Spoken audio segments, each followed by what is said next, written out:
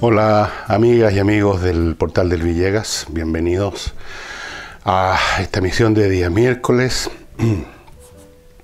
Vamos a partir de inmediato con la situación que ha vivido, que está viviendo este señor Silberman, un hombre de la democracia cristiana, que iba a ser elegido presidente del Senado. Habían ya ciertas dificultades por temas de apoyo o no apoyo de algunos sectores de la oposición que tenían la sensación que la democracia cristiana se estaba acercando demasiado al gobierno, cosas como esas. Pero el golpe que ha sufrido Silberman es algo que ustedes la conocen, una acusación de violencia contra su señora y un montón de cosas que han puesto a Silberman fuera de carrera, aparentemente. Pero Silberman ha contado con el apoyo de su bancada, ha contado con personas que han declarado a su favor, su propia señora dijo que esto es una invención. Evidentemente cualquiera puede mandar 1000 mails, 1.000.000 de mails sobre cualquier cosa a quien quiera, no cuesta nada. Igual lo han golpeado seriamente. Y cuento esto que es un tipo de asuntos que yo generalmente no me gusta meterme, porque es una muestra más de las situaciones que bordean en la demencia que vive nuestro país con motivo de esta exacerbación del clima ideológico en una serie de aspectos. Está claro que una acusación como esta hace 10 años atrás ni siquiera habría sido hecha, a nadie se le habría ocurrido una cosa como esa. Pero ahora se sabe que ese tipo de cosas, ese tipo de acusaciones son muy dañinas independientemente que no haya nada, que no haya ninguna prueba, que simplemente haya una acusación hecha hacia el voleo completamente. No sabré yo de eso, ¿no? Y la diferencia entre Silberman y otras personas y ciudadanos comunes y corrientes es que Silberman es un político, tiene una red de apoyo importante, pública, vocal, que se manifiesta abiertamente. Es muy distinto a lo que le sucede a un ciudadano privado que es acusado de algo, que cae en manos de los medios de comunicación que actúan en esto como buitres, y que ningún grupo de políticos, ni partidos, ni autoridades, ni nadie va a salir a apoyarlo. Todo lo contrario. Lo que ocurre cuando una persona privada, estimados amigos, es acusada de algún desafuero, a veces completamente ridículo, absurdo, que no resiste el menor análisis, no solamente no lo apoya nadie, sino que hasta muchos cercanos de ellos, de estas personas, salen arrancando. No vaya a ser de que los pringue, como se decía antes. No vaya a ser que el leproso los vaya a contaminar. No vaya a ser que la próxima vez les toque a ellos una acusación si no se corren, e incluso en algunos casos si no se suman. Yo he conocido, no he hablado mucho de este tema, mucho menos de lo que algunos esperarían, pero he mencionado personas que me han llegado historias por mail, que algunos que se han suicidado, otros que yo conozco personalmente, que terminaron en una clínica psiquiátrica y perdieron todo, desde luego, perdieron las pegas, se pierde todo siempre. Primera cosa, se pierde todo. Se pierden desde luego los supuestos amigos que uno creía tener. Se pierde el futuro, ya no se puede hacer nada. Incluso los que no creen en los pecados que se le atribuyen a la persona, por si acaso dicen, no nos mezclemos con este gallo por lo menos por ahora. Usted quería publicar un libro ahora, esperemos 2 años más. Ese tipo de cosas. Ese tipo de cosas. Silberman no, pues Silberman cuenta con el hecho de tener algún apoyo, aunque igual lo han perjudicado. Igual. Porque la gente, además, hay gente que hace poco uso de las funciones cerebrales y se quedan con en la impresión. Algo habrá, dicen. No hay nada. Normalmente no hay absolutamente nada. Yo creo que si la esposa, que supuestamente era el blanco de las furias de Silberman, está diciendo que nunca ocurrió. Nunca ocurrió. Punto. ¿Qué más seguir escarbando eso? Lo encuentro de una bajeza este tipo de acciones que se llevan a cabo ahora, estas acusaciones, ya sea que sea un mail, ya sea que alguien llega llorando a la gerencia a acusar que alguien le miró, digamos, la punta de los zapatos en el ascensor, lo que sea, aprovechando como caja de resonancia este clima que existe con el tema y que permite que cualquier acusación estúpida, gratuita y maliciosa adquiera una resonancia tremenda. Se los pongo, bueno, lo de Silverman, como es un personaje público, bueno, se convirtió en un hecho público. Pero les vuelvo a insistir que hay muchas personas que han sufrido situaciones como esta, han tenido solamente la suerte que no han llegado a los diarios. Los buitres no han cachado que había alguien a quien ir a sacarle los ojos a picotazo. Pero igual perdieron todo. Algunos perdieron la vida. Hay gente que no resiste esto de que de un día para otro se les viene el mundo abajo. Y a propósito, Quintana entonces entra al Senado y hace ahora pasando a otro tema, ¿no? Hace un discurso de inauguración, llamémoslo así, de su mandato. Y habló con un tono bastante reposado, pero no dejó de decir algo que no corresponde. Habló de los despliegues bélicos en la Araucanía, y que cómo se caracteriza al pueblo mapuche de terrorista, que esto no corresponde. Yo no he escuchado a nadie, ni del gobierno, ni de los políticos, ni la gente común y corriente, tratar a los mapuches de terroristas, al pueblo mapuche de terrorista. Aquí creo que la atención ha estado centrada en las acciones de un grupo que se llama CAM. Eso es todo. El pueblo mapuche, que es una entidad, como les digo, que habría que analizar cuál es su grado de existencia como entidad. En todo caso no ha sido consultado. Asumamos que existe el pueblo mapuche porque hay gente de apellido mapuche, porque sus antepasados eran mapuche, han sido mapuche. Bueno, pero ¿quién ha consultado al pueblo mapuche? No solamente no se le ha consultado, sino que no ha sido sujeto histórico de ninguna cosa en estos últimos años. El sujeto histórico, entendiendo por sujeto histórico a aquel ente individual o colectivo que ejerce acciones y actos en la vida histórica, aunque sean solo declaraciones, aunque en este caso va mucho más allá que eso, esa cualidad de sujeto histórico no la ha tenido el pueblo mapuche.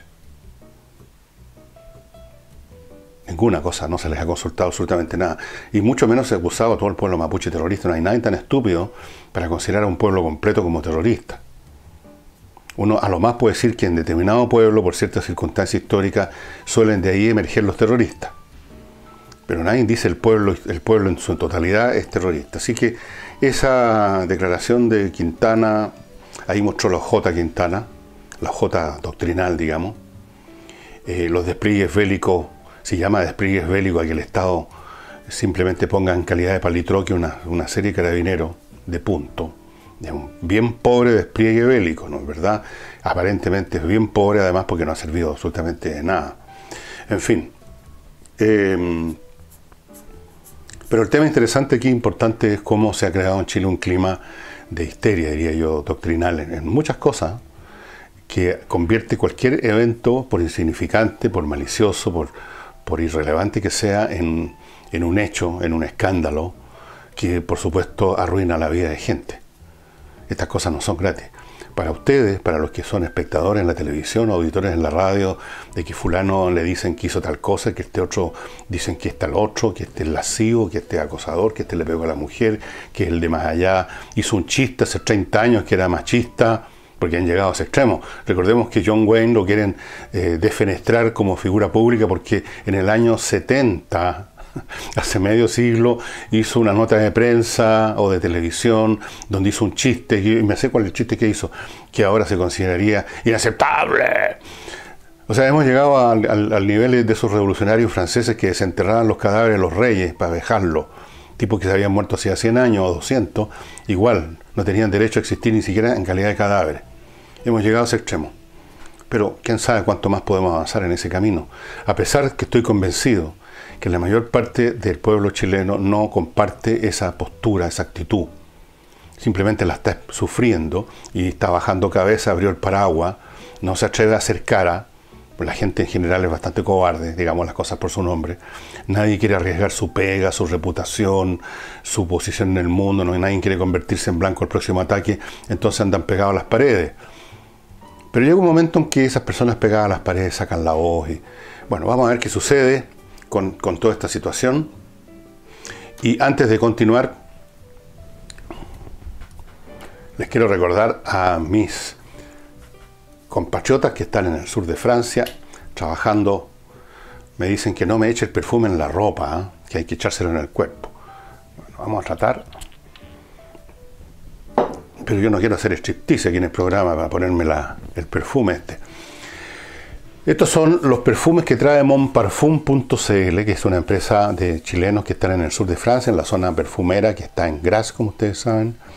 Y me dicen ahora que el Napoleón 1815, se agotó. Pero hay otros muy exquisitos, me dicen, y los nombres son Massanot, Royal Vantage, entre otros. Todos son exclusivos, todos son exquisitos, todos son diferentes a los que usted pueda conocer en una perfumería común y corriente.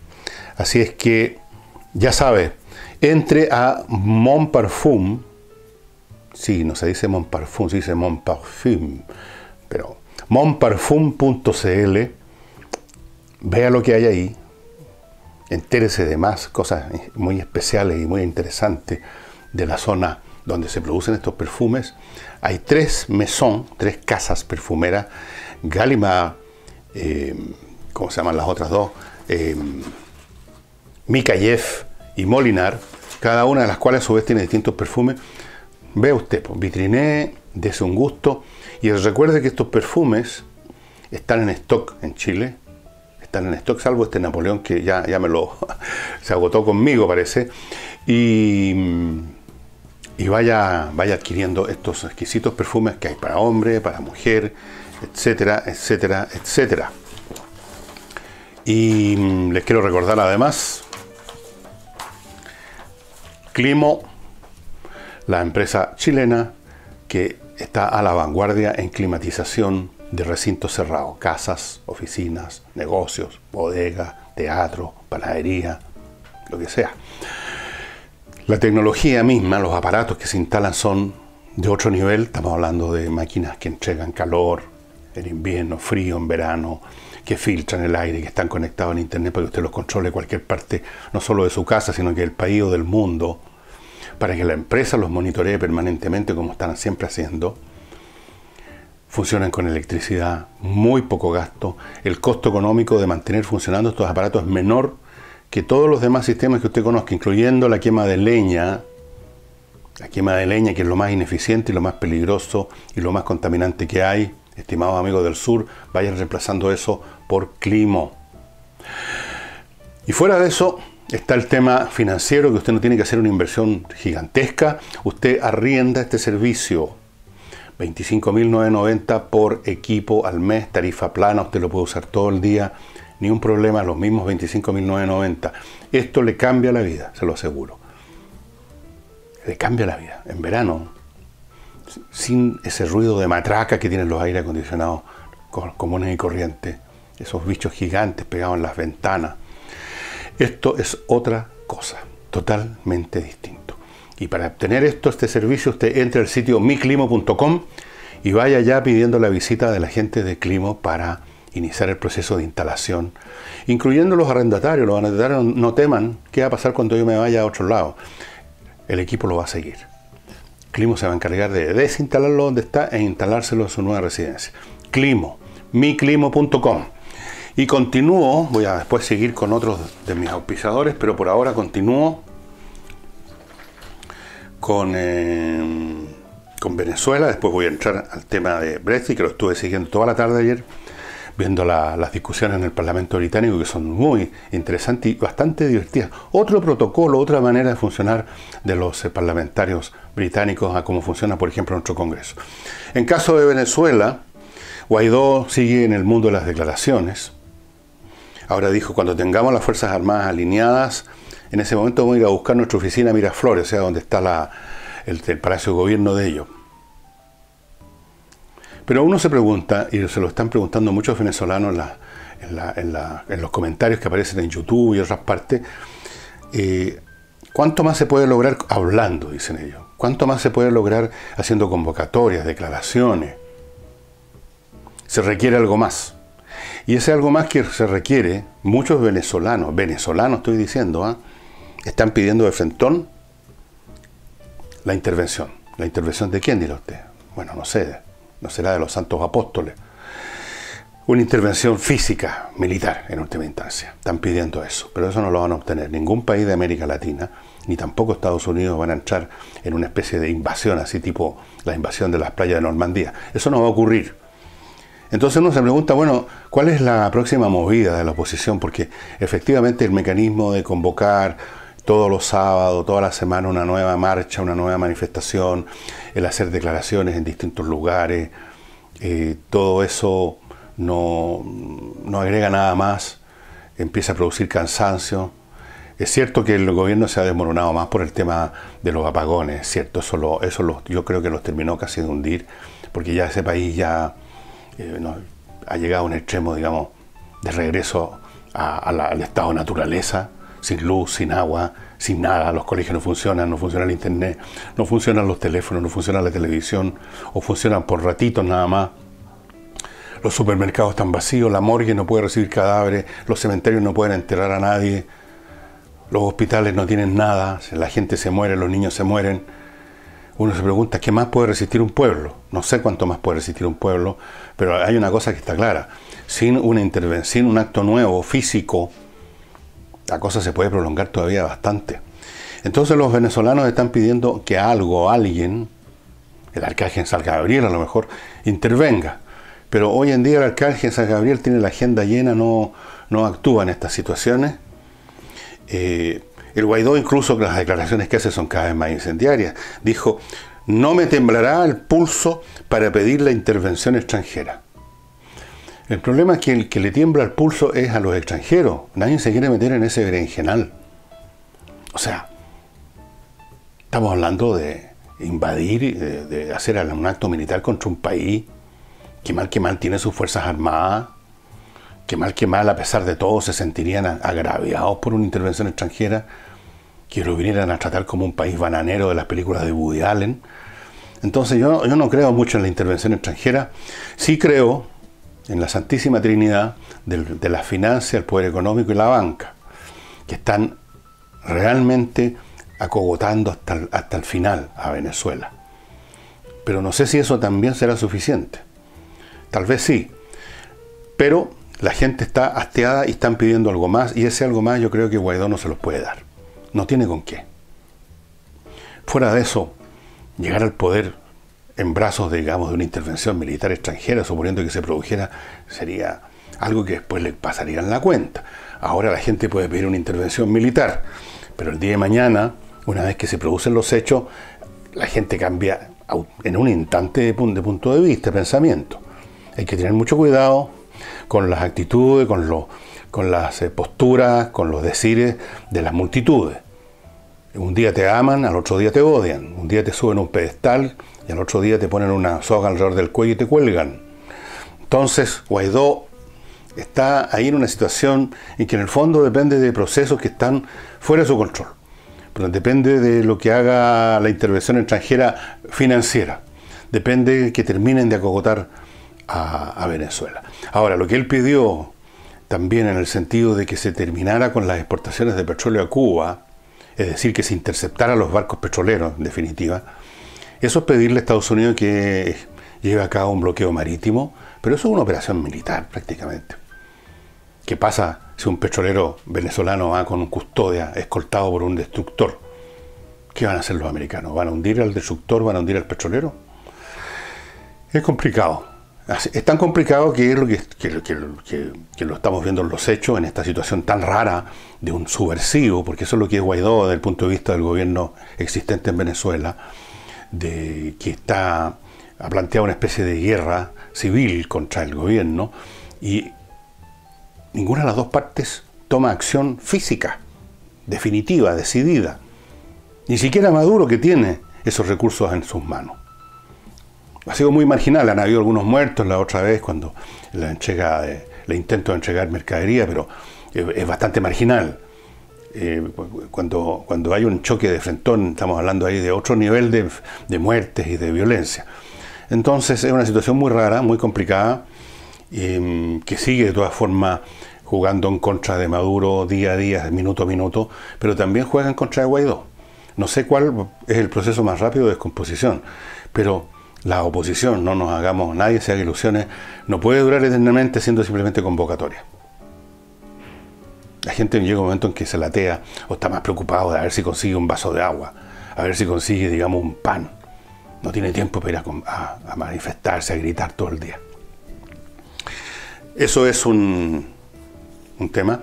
Volviendo a Chile, el tema del control policial que quiere el gobierno de que se pueda controlar a personas de no solo 18 para arriba, sino que de 14 años para arriba, debido a que hay tantos, y es un hecho, delincuentes de esas edades, incluso menores que eso, y sin necesidad de que haya una evidencia física que lleve a la policía a actuar. Normalmente no hay una evidencia física, los ladrones no andan disfrazados de ladrones, los delincuentes incluso se visten a veces mejor que uno, lo cual en el caso mío no es muy difícil. Pero los carabineros, las policías los conocen, los han visto antes, los han visto pasar por un cuartel, los han visto pasar por una cárcel, conocen a esa gente y tienen buenas razones cuando sospechan de alguien. Pero eso le parece muy mal a la oposición. Ahí una vez más la misma reacción de siempre. Y doña Andrea Parra, me parece que puse aquí, sí, del PPD, volvió a repetir una de esas frases vacías de las que yo les hice comentario, me parece que ayer o anteayer, y esta vez el comentario fue: el gobierno debe ver las cosas en los temas de fondo. Esa frase, que parece profunda, ¿no? Hay que ver los temas de fondo, ¿no? Las cosas superficiales, las medidas de parche, ¿no? Las medidas de fondo, pero ¿qué significa eso con las medidas de fondo? Si usted tiene un delincuente, usted lo toma preso y lo llevan a corte para que lo sancionen. Nos empieza a hacer un discurso sobre los temas de fondo. ¿Cuáles temas de fondo? Los temas de fondo son, no sé, el Ministerio de la Familia. Habrá que ver cómo se estructuran las poblaciones, qué fenómenos sociológicos se están dando que han multiplicado la aparición de niños de 11, 12 años que son ya delincuentes. Pero mientras tanto tenemos que atrapar a los que ya están en el delito. Entonces sacar los temas de fondo, que parece tan profundo, es una tontería nada más. Y Arboe dio una cifra que muestra que estas personas, que lamentablemente no estudian mucho matemática, porque se les dijo, tratando de demostrar lo absurdo que era la medida, dijo que hubo, no sé en qué periodo de tiempo, pero da lo mismo, en N periodo de tiempo hubo 550.000 controles, dijo, de este tipo en la calle, con solo un 6% de detenidos. Con solo, dijo, un 6%. Ahora, si ustedes toman su calculadora o son buenos para calcular así en su cabeza nomás, el 6% de 550.000 son 33.000 detenciones. Yo no veo por qué se tiene que considerar como poca cosa el que gracias a esos controles se hayan detenido a 33.000 personas, que eran por lo tanto delincuentes, gente que estaba buscada por la policía, etcétera. Si lo normal es, pues, estimado Felipe, que si usted hace controles, la inmensa mayoría de las personas no sean delincuentes, es una cuestión estadística, pues. Si los delincuentes son una fracción menor de la población y por lo tanto, si usted hace un muestreo con controles policiales, incluso a pesar de que los policías tienen, digamos, mejor puntería para esto, igual la mayoría de las personas no van a ser delincuentes y no va a pasar nada, pero eso es obvio, pues, Felipe. Por Diosito santo, ¿qué pasó con sus estudios de matemáticas? ¿Qué pasó con su sentido común? Qué bueno que no eran los 550.000 todos delincuentes, pues. Pero qué bueno también que habían 33.000 que fueron detenidos porque tenían un prontuario, porque tenían, digamos, porque estaban metidos en algún asunto, porque eran buscados por la policía, porque no se habían presentado en una corte, por lo que sea, por algo los detuvieron. 33.000 le parece poco. A mí me parece que es harto, incluso me habría gustado que fueran muchos menos, ¿no? Me habría gustado que no hubiera ningún detenido, o sea que no hay tantos delincuentes, pero sabemos que no es así, claro.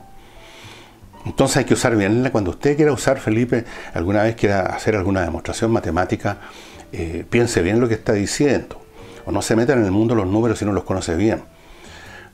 Porque el sentido común nos dice, repito, de que obviamente que en un muestreo de 550.000 personas la inmensa mayoría no son delincuentes. Obvio, Felipe. Pero por Dios, ¿qué sirve de tener a 33.000 que si no, esos 33.000 habrían seguido en las calles? Habrían quizás cometido delitos. ¿Cuántos delitos habrían cometido estos 33.000 personas? Una fracción. No todos iban a cometer delitos al otro día o al mismo momento. Pero iban a cometer, pongamos, 3.000 delitos. Bueno, se evitaron 3.000 delitos. Se evitaron 300 delitos. Por ser a usted se lo voy a rebajar la proporción. ¿No le parece interesante poder impedir 300 delitos? 30 delitos incluso. Algunos de los cuales pueden terminar con la vida de alguien. Bueno, todo esto que le estoy diciendo es puro sentido común. Si aquí no se necesita ser un genio esplendoroso para darse cuenta de esto. Que los controles no significan necesariamente que cada control va a dar como resultado un delincuente apresado. Pues, obvio, Felipe. Dios mío. Vamos ahora al Brexit. Ayer estuve... Pero antes del Brexit, no se me vaya a ir. Dos cosas importantes. Si usted está empezando una actividad empresarial, usted es un emprendedor que recién partió, como me pasó a mí hace 4, 5, 6 meses, o si usted ya es una gran empresa, o una empresa que está funcionando hace rato, una empresa mediana, pequeña, más o menos, muy grande, usted sabe perfectamente a estas alturas, o ya se está enterando, que lo más complicado, lo más que gasta energía que uno debería dedicar al producto que está entregando, es el tema de la administración, y sobre todo la administración de los números, el tema contable, el tema del pago de impuestos, el tema de las transacciones, el tema del dinero que hay que pagar o que hay que recibir, que hay que ordenar, que hay que organizar, que hay que poner en un libro de contabilidad. De todo eso se hace cargo Controller S.p.A. Controller es una empresa formada por varios contadores auditorios que una larga experiencia de más o menos 20 años trabajando con gran éxito en grandes empresas nacionales e internacionales. Pero un día decidieron juntarse y armar su propia empresa, que es Controller, para hacerse cargo de sus problemas de gestión administrativa de ese tipo. Contabilidad, pago de impuestos, asesoría en gestión de procesos, etc. Usan su propio sistema computacional, su propio software para estos efectos de nivel internacional adaptado a Chile.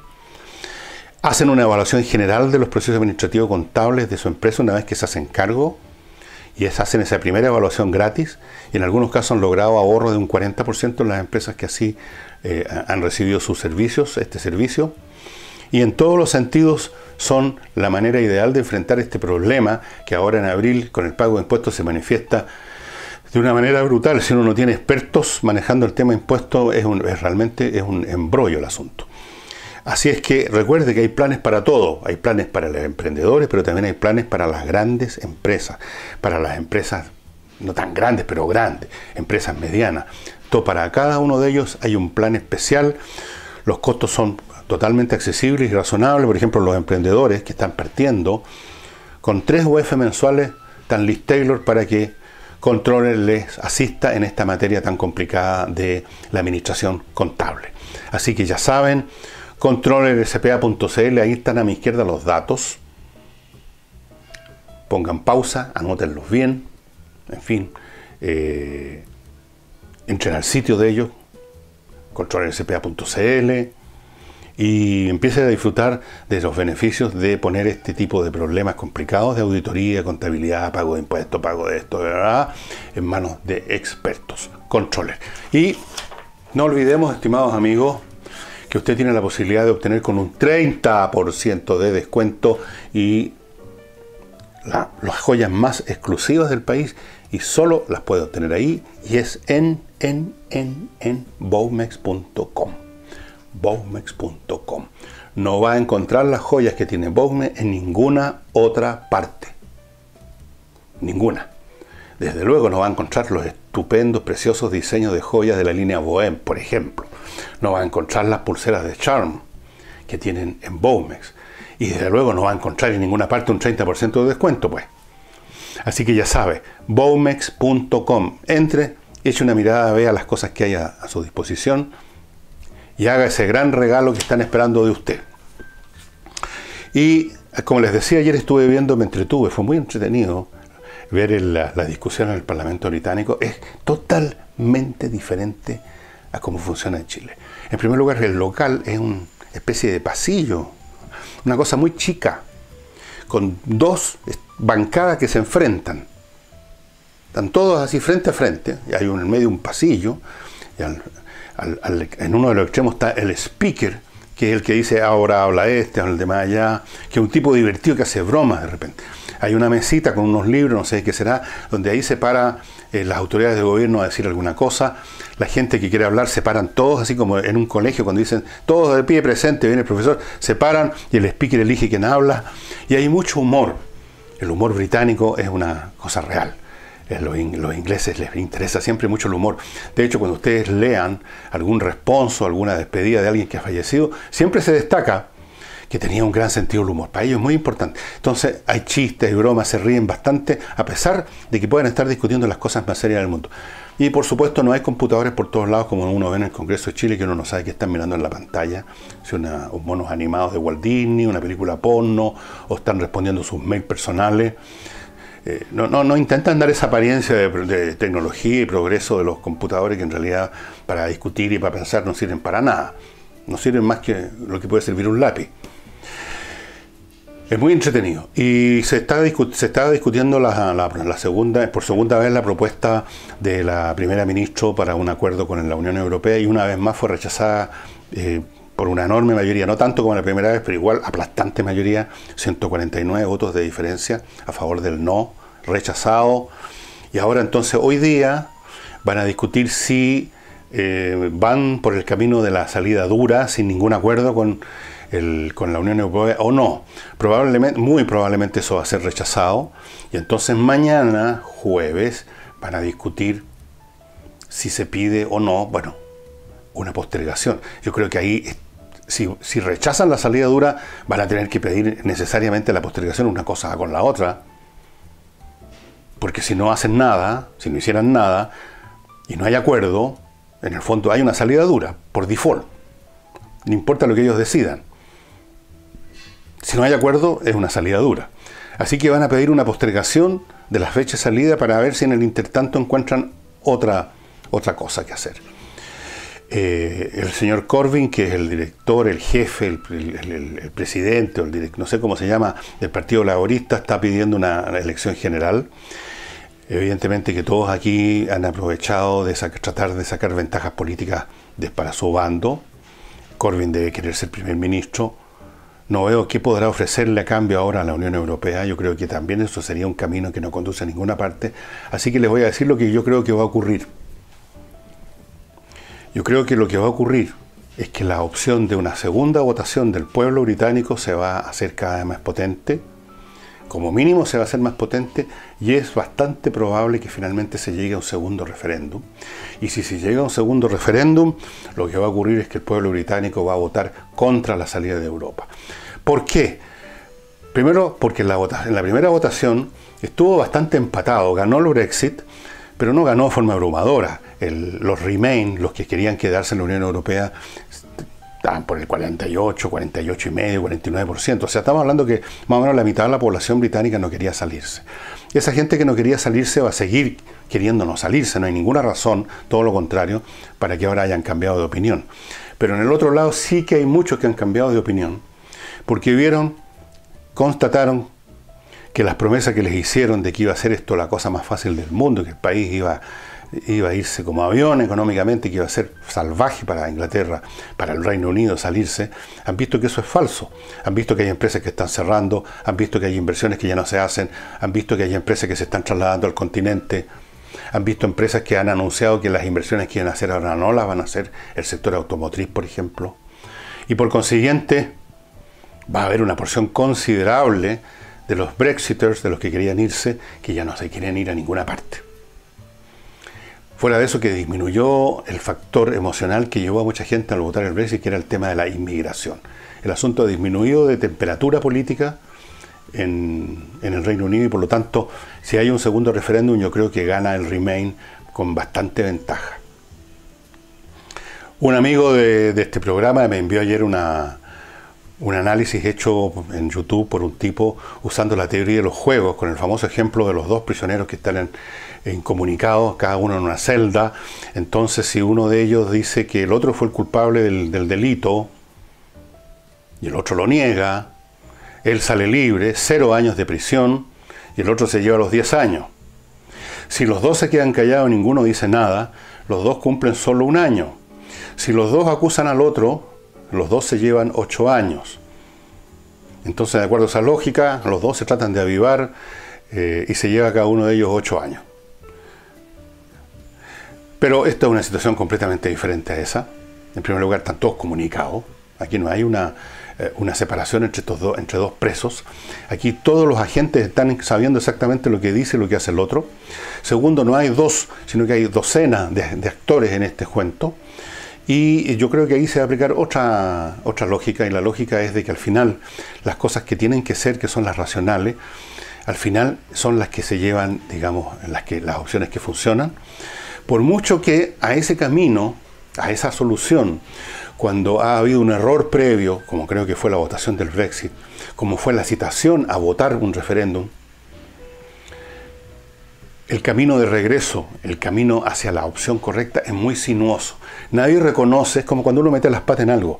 Uno sabe que las metió y sabe lo que tiene que hacer, pero rara vez se reconoce abiertamente, sino que se buscan excusas y se buscan caminos intermedios para que parezca que en realidad uno no se equivocó, o que esto, que lo demás allá, pero finalmente se llega a lo que tiene que ser.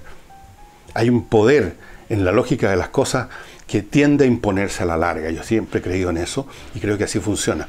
Así que yo no digo que sea seguro, pero creo que es muy probable que el camino conduce a un segundo referéndum. Bueno, creo que Corbyn, si llega a ser primer ministro, siempre que hay una nueva elección general, no sé cómo va a ser el camino. Y tratar de prever los detalles del proceso por el cual se llega a ciertas decisiones es equivocación. Uno no puede seguir todas las iteraciones entre las partes, pero uno puede calcular cuál es la lógica de la situación, cuál es el punto final al cual las fuerzas llevan, y ahí hacer una predicción. Y la predicción mía es que probablemente, con una buena probabilidad, hay un segundo referéndum, y que si ese segundo referéndum se celebra, va Inglaterra, el Reino Unido, a quedarse en la Unión Europea. Pero en fin, puede pasar, por supuesto, que las otras opciones no están descartadas. Esto es un tema, como siempre, cuando se hacen pronósticos, como el pronóstico del tiempo. Probabilidades de, y yo digo lo mismo, probabilidades de que la Unión Europea finalmente, digamos, el Reino Unido finalmente no se salga de la Unión Europea. Desde luego, si se llega a salir, la Unión, el Reino Unido es muy probable que deje de ser tan unido, porque las fuerzas separatistas, independentistas de Escocia se han fortificado debido a toda esta situación. Ya lo dijo la primera ministra de Escocia, la señora Nicola Sturgeon. Así es que, bien, pero está todo por verse, estimados amigos. Lo de siempre, agradezco a las personas que siguen sumándose para apoyar este sitio. Y vamos a ver, yo voy a ver ahora la discusión de hoy día, que va a ser bastante más simple que la de ayer. Y les cuento mañana. Muchas gracias. Hasta el jueves.